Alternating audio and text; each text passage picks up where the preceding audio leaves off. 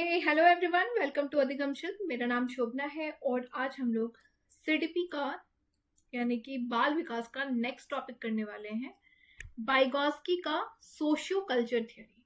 ठीक है, मैं आप लोगों को बता चुकी हूँ कि ये जो कंटेंट हम डिस्कस कर रहे हैं, ये कंटेंट पेपर 1 और पेपर 2 दोनों के लिए इक्वली इम्पोर्टेंट है। ठीक है, इसलिए अगर आप पेपर 1 की प्रिपरेशन कर रहे हैं या फिर आप पेपर 2 की प्रिपरेशन कर रहे हैं, आप दोनों इस वीडियो को देख सकते हैं।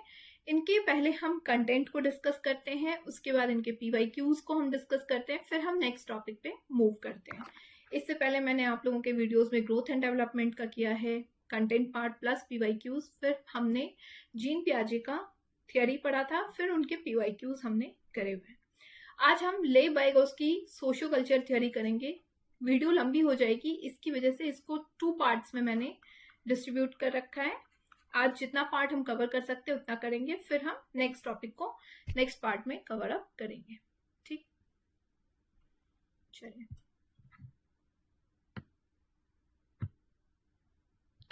एक बार हम वाइगोत्स्की के बारे में जानते हैं।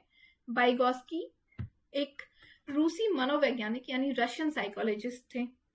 सामाजिक रचनावाद थे, क्योंकि समाजवाद पे उनका ज्यादा ध्यान था, समाज से रिलेटेड चीजों पे ज्यादा फोकस और ज्यादा बिलीव किया था, इसलिए इनकी जो थ्योरीज हैं वो सोशियो कल्चरल थ्योरी कहलाता है। सोशियो कंस्ट्रक्टिविस्ट आप कह सकते हैं, सामाजिक रचनावाद के जनक थे वो। और इन्होंने सोशल कल्चरल एस्पेक्ट यानी सामाजिक और सांस्कृतिक के पहलुओं पर अधिक ध्यान दिया। इन्होंने ये देखा कि समाज का असर बच्चों के डेवलपमेंट पे क्या होता है, समाज से जुड़ने पे बच्चों के अंदर किस किस तरह की डेवलपमेंट्स होती है। ठीक है, इनका भी मानना था कि बच्चे जो हैं वो खुद से ही पढ़ते हैं, मतलब उनको आपको जो है सो आपका काम गाइड करना है, being a teacher, being a parent, being a family member. But बच्चे जो होते हैं ना वो पढ़ते हैं, उनके अंदर किसी चीज को लर्निंग की जो टेंडेंसी होती है वो उनके अंदर खुद से आता है। ठीक है, अब जब यही बच्चे समाज के साथ में, सोसाइटी के साथ में, या आपस के एज ग्रुप के बच्चे के साथ में, या फैमिली मेंबर्स के साथ रहते हैं, तो ये बहुत सारी चीजों को पढ़ते और सीखते हैं। जैसे हम नॉर्मल एग्जांपल है कि बच्चे जब सबसे पहले जन्म लेते हैं, फिर उनके अंदर आप बहुत सारे डेवलपमेंट्स देखते हैं। धीरे धीरे अगर आप देखेंगे तो जो वो फैमिली के मेंबर होते हैं उनके साथ इंटरेक्ट करके बहुत सारी चीजें सीखते हैं। उसके बाद सोसाइटीज में जब बच्चे नीचे जाते हैं, खेलते हैं, पार्क में जाते हैं, तो वो बच्चों के साथ इंटरेक्ट करते हैं, दूसरे मेंबर्स के साथ, दूसरे पर्सन के साथ में इंटरेक्ट करते हैं। वहां पे भी उनके अंदर आप देखेंगे कि बहुत ही ज्यादा आपको चेंजेस देखने को मिलता है। वो बहुत कुछ सीखते हैं, बहुत नई नई बातें आपके पास में लेके आएंगे, जो कि कई बार फैमिली मेंबर कंफ्यूज होते हैं कि ये चीजें तो हमने डिस्कस नहीं की। तो कुल मिला के उनका ये कहना है कि बच्चे जो हैं समाज के साथ में बहुत सारी चीजें सीखते हैं। इन्होंने ग्रुप लर्निंग को फोकस किया है कि बच्चों को समूह में जब रखा जाए, ज्यादा से ज्यादा रखा जाए सीखने के प्रक्रिया में, सोशल इंटरेक्शन कराया जाए, मतलब समाज के लोगों के साथ में संपर्क में रखा जाए, ताकि वो उनकी लर्निंग बेहतर हो पाएगी, एक दूसरे के संपर्क में रहकर। डेवलपमेंट, विकास यानी कि इनके हिसाब से एक सतत प्रक्रिया है, यानी कि कॉन्टिन्यूअस प्रोसेस है इनके हिसाब से। यहीं पे आपने देखा था जीन पियाजे की थ्योरी। जीन पियाजे ने कहा था कि डेवलपमेंट जो है वो डिसकॉन्टिन्यूअस प्रोसेस है। ठीक है, जीन पियाजे के हिसाब से असतत प्रक्रिया है। क्यों? क्योंकि उन्होंने क्या किया, डेवलपमेंट को कई सारे स्टेजेस में बांटा था, ये हमने पढ़ा था। कई सारे उन्होंने कहा कि जो कॉग्निटिव डेवलपमेंट होता है, बच्चों में विकास होता है, वो कई क्रम में हो जाता है। इस वजह से उन्होंने डिसकॉन्टिन्यूअस प्रोसेस उनके थ्योरीज में देखने को आपको मिला था। चीजें थोड़ी सी जान लेनी चाहिए पिछली बार में, क्योंकि कई बार हम कंफ्यूज हो जाते हैं। तो जीन पियाजे के हिसाब से डिसकॉन्टिन्यूअस प्रोसेस था, और इनके हिसाब से डेवलपमेंट एक कॉन्टिन्यूअस प्रक्रिया है, सतत प्रक्रिया है, निरंतर चलने वाली है। ठीक है, चलिए अब ये चीज मैंने आपको पहले बता दिया कि जीन पियाजे लेव वाइगोत्स्की के हिसाब से कि कॉग्निटिव डेवलपमेंट जो होता है, बच्चों का जो संज्ञानात्मक विकास होगा वो बेहतर तब होता है जब वो इंटरेक्ट करते हैं सोसाइटी के साथ में। ठीक है, अब उन्होंने वाइगोत्स्की ने क्या किया कि कुछ प्रोसेसेस बताए हमको। इंटरनलाइजेशन मतलब कि आंतरिकरण की प्रक्रिया, तो उसमें उन्होंने बहुत सारी चीजें उनके जो इंटरनलाइजेशन के प्रोसेस है, उन्होंने सबसे उनका जो टूल था वो उन्होंने किस चीज को माना था, सोशल इंटरेक्शन को माना था, सामाजिक संपर्क में रह करके बच्चों को बताया था। समाज और संस्कृति जो है उनके लिए एक उपकरण था, एक टूल था, सॉरी, ठीक है, उनके लिए एक उपकरण के तौर पे उन्होंने कहा कि ये समाज और संस्कृति जो होता है ये बच्चों के कॉग्निटिव संज्ञानात्मक विकास के लिए बहुत ही बड़ा जो है रोल प्ले करता है। ठीक है, group discussion, group learning, social interaction, ये सारी चीजें जहां भी आती है वहां पे वाइगोस्की आते हैं, वाइगोस्की की थ्योरी आती है, क्योंकि इन्होंने सबसे ज्यादा चीजों को मान्यता दी है, सबसे ज्यादा प्रेफरेंसेस दिया हुआ है सोशल इंटरेक्शन को, कल्चरल टूल्स, मतलब आप जिस कल्चर में रहते हैं उस कल्चर का इफेक्ट आपके संज्ञानात्मक विकास पे होता है। जैसे इस चीज का हम एग्जांपल ले लेते हैं, एक लेट सपोज कि एक ए सोसाइटी है और ये एक बी सोसाइटी है। ठीक है, यहाँ पे ए सोसाइटी के जो लोग हैं वो बहुत वेल मैनर्ड हैं, लिटरेसी रेट यानी कि साक्षरता यहाँ पे बहुत ही ज्यादा हाई दिख रही है आपको, लोगों में डेवलपमेंट जो है, इस सोसाइटी की जो डेवलपमेंट है वो भी आपको काफी हाई दिख रही है। ठीक है, और यहीं पे बी नाम का जो सोसाइटी है यहाँ पे आपको इलिटरेसी देखने को मिलेगा। ठीक है, इलिटरेसी यानी कि पढ़े लिखे लोग यहाँ पे आपको कम देखने को मिलेंगे, मैनर्स का अभाव आपको देखने को मिलेगा, डेवलपमेंट भी आपको कम देखने को मिलता है, विकास भी यहाँ पे कम देखने को मिलेगा। तो आप यहाँ क्या नोटिस करेंगे कि जो ए नाम की सोसाइटी है, इस ए नाम के सोसाइटी के जो बच्चे होंगे उनमें आप देखेंगे डेवलपमेंट जो है वो बहुत होगा। क्यों? क्योंकि यहाँ की जो सोसाइटी है वो कहीं ना कहीं, यहाँ का जो कल्चर है वो कहीं ना कहीं इन चीजों पे फोकस कर रहा है। यहाँ पे जो लोग रह रहे होंगे वो उसी नॉर्म्स को, उसी टर्म्स को, कंडीशंस को फॉलो कर रहे होंगे, क्योंकि बच्चे हों या बड़े हों वो एक दूसरे के साथ संपर्क में रहते हैं, तो कुछ ना कुछ लर्निंग उनके अंदर होती रहती है। इसी चीज का असर दिखेगा इस यहाँ के जो बच्चे होंगे वो आपको, चूंकि वहाँ के लोग बहुत अच्छी तरीके से पोलाइटली मैनर्ड वे में एक दूसरे के साथ बात कर रहे हैं, बहुत पोलाइट है, तो वहाँ के बच्चों में भी आपको डेवलपमेंट देखने को मिल जाएगी। बी नाम की सोसाइटी में आपको ये चीज नहीं देखने को मिलेगी, क्योंकि बी नाम की सोसाइटी में जो है इस चीज की कमी है। लिटरेसी आपको देखने को मिलेगी ए नाम की सोसाइटी में ज्यादा, बच्चे जो उनके होंगे, अपकमिंग जो जनरेशन होगी वो भी इस चीज को फॉलो कर रही होगी, क्योंकि वो सोसाइटी कुछ इस तरह से ही शेप्ड हुई है। तो कुल मिला के उनका ये कहना है कि जो समाज होता है हमारा, वो हमें बच्चों के लर्निंग के प्रोसेस में, सीखने की प्रक्रिया में बहुत बेहतर एक उपकरण, एक टूल की तरह काम करता है उनके कॉग्निटिव डेवलपमेंट, संज्ञानात्मक विकास के लिए। ठीक है, अब उन्होंने साथ ही साथ ये भी कहा था कि बच्चे खुद ही सीखते हैं जब वो ग्रुप में रहते हैं, ग्रुप डिस्कशन करते हैं, ग्रुप लर्निंग करते हैं या फिर सोशल इंटरेक्शन करते हैं। इसलिए ग्रुप डिस्कशन का अगर मैं बात करूं तो देखिए, बहुत सारे आप देखेंगे आजकल के डेट में जो स्कूल्स होते हैं, छोटे बच्चों के ही स्कूल को हम एग्जाम्पल के तौर पे लेते हैं, तो ग्रुप डिस्कशंस वहां पे बहुत ज्यादा होती है, या फिर ग्रुप लर्निंग होता है, कोई प्रोजेक्ट दिया जाता है किसी चीज पे, बच्चों को, जो छोटे छोटे प्राइमरी स्कूल के बच्चे होते हैं उनको एक साथ बिठाया जाता है, बिठा करके उनको एक छोटा छोटा काम दिया जाता है करने के लिए। यहाँ पे वो क्या होते हैं, इंटरेक्ट करते हैं बाकी बच्चों के साथ में। ठीक है, जब वो इंटरेक्ट करते हैं या जब वो डिस्कशन करते हैं उनके साथ में, तो वहां पे उनका जो होता है डेवलपमेंट वो बढ़ता है, वो एक दूसरे से सीखते हैं, चीजों को सीखते हैं, जैसे शेयरिंग की भावना उनके अंदर आएगी, उनके अंदर सिंपैथी आएगा दूसरों के लिए, दूसरों की मदद करने की भावना आएगी। तो बहुत सारे ऐसे छोटे छोटे एग्जाम्पल्स हैं, बहुत सारी चीजें बच्चे ग्रुप डिस्कशन या फिर ग्रुप लर्निंग में या सोशली, सामाजिक तरीके से जब वो एक दूसरे के साथ इंटरेक्ट होते हैं तो उन्हें सीखने को मिलता है।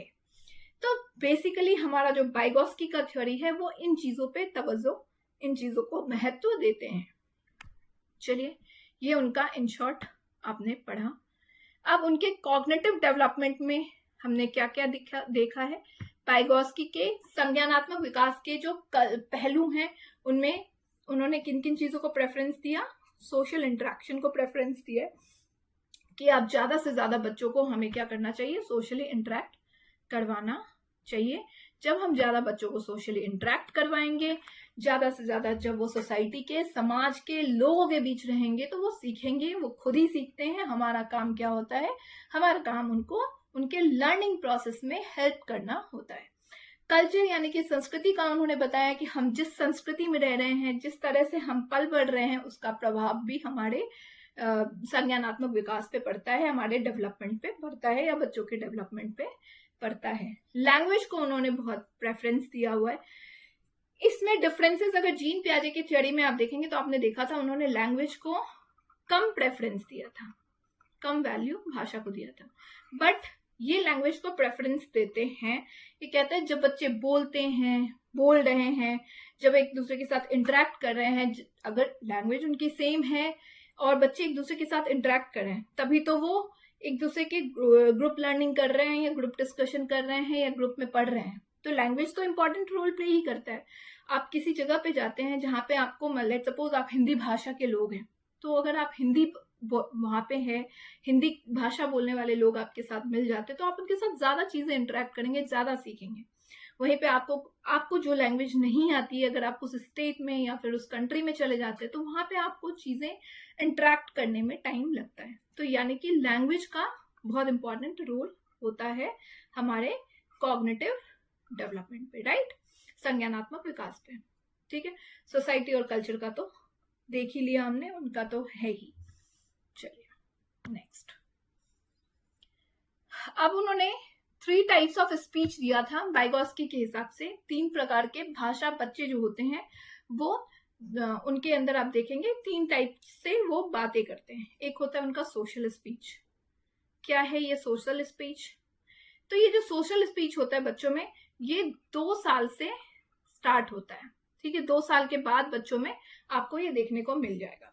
अब वो 2 साल के बाद बच्चे क्या होते हैं, आप देखेंगे ज्यादातर बच्चे जो होते हैं जो कि 2 साल के आसपास पहुंच जाते हैं, वो अपने फैमिली मेंबर्स के साथ में, अपने नेबर्स के साथ में बातें करने लग जाते हैं। तो ये जो बातें करने का है, उनको जो आप बोलेंगे आप वो रिस्पॉन्ड करेंगे, या फिर वही आपसे बहुत सारे क्वेश्चंस पूछेंगे।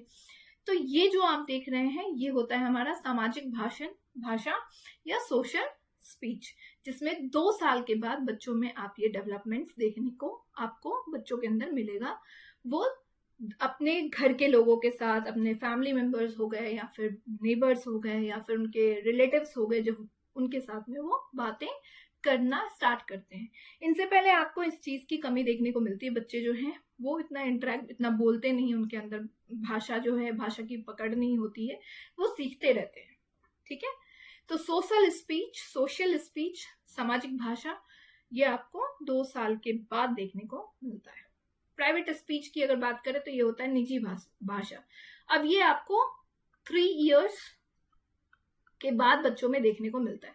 इसमें क्या होता है कि बच्चे जो हैं वो अपने आप बातें करते हैं, सेल्फ इंस्ट्रक्शन लेंगे, जो भी काम करेंगे वो बातें करते रहेगा। फिर मैं अपनी बेटी की एग्जांपल लूंगी यहाँ पे भी, कि वो 3 इयर्स प्लस है और वो जो भी काम करती है, जो भी चीजें करती, चाहे वो गेम खेल रही है, चाहे वो बाहर कुछ सोच रही है, किसी के बारे में सोच रही है, तो वो सारी चीजें जो है वो बोलती रहती है, खुद से ही बोलती रहती है। जब भी कभी मैं उससे पूछूंगी कि आप किससे बातें कर रहे हो, तो मैं तो अपने आप से बातें कर रही हूँ। तो ये चीजें जो है 3 साल के बाद बच्चों में देखने को मिलता है। इस तरह की चीजें जब वो खुद को जो है, खुद के लिए नियम बनाते हैं, खुद से बातें करते हैं, खुद से बात कर रहे हैं, कुछ भी इंस्ट्रक्शन फॉलो कर रहे हैं, और वो बात आप अपने आप से बात करते करते इस इंस्ट्रक्शन को जब वो फॉलो करते, तो ये कहलाता है निजी भाषा, प्राइवेट स्पीच। और ये आपको कब देखने को मिलेगा? 3 इयर्स प्लस बच्चों में देखने को मिलता है। ठीक है, क्लियर है ये चीज? ये जो ले वाइगोस्की हैं, इनका जो यही प्राइवेट स्पीच है आपका, तो ये जो प्राइवेट स्पीच है, यही प्राइवेट स्पीच जो है जीन पियाजे की थ्योरी में अगर आप बात करेंगे तो वो होता है जीन पियाजे की थ्योरी में ईगोसेंट्रिज्म, यानी कि सेल्फ सेंटर्ड, जिसको हम बोलेंगे आत्म केंद्रित।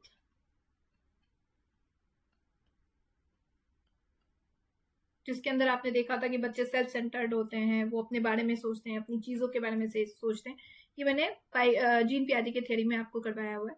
तो यही प्राइवेट स्पीच जो होता है वो जीन पियाजे के थ्योरी में सेल्फ सेंटर्ड, आत्म केंद्रित, ईगोसेंट्रिज्म, के नाम से जाना जाता है, जो कि आपने किस में देखा था, प्री ऑपरेशनल स्टेजेस में आपने इस चीज को, जीन पियाजे की कॉग्निटिव डेवलपमेंट की जो स्टेजेस थ्योरी पढ़ी थी उसमें आपने इसको देखा था।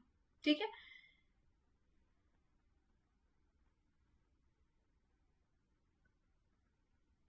स्टेज में आपको देखने को मिला था। और ये कई बार क्वेश्चंस में हमारे देखने को मिल जाता है कि जीन पियाजे की जो थ्योरी है उसमें जो है क्या माना जाता है, ले वाइगोस्की के प्राइवेट स्पीच को क्या बोला गया है। ठीक है, तो ये चीज आपको जाननी है।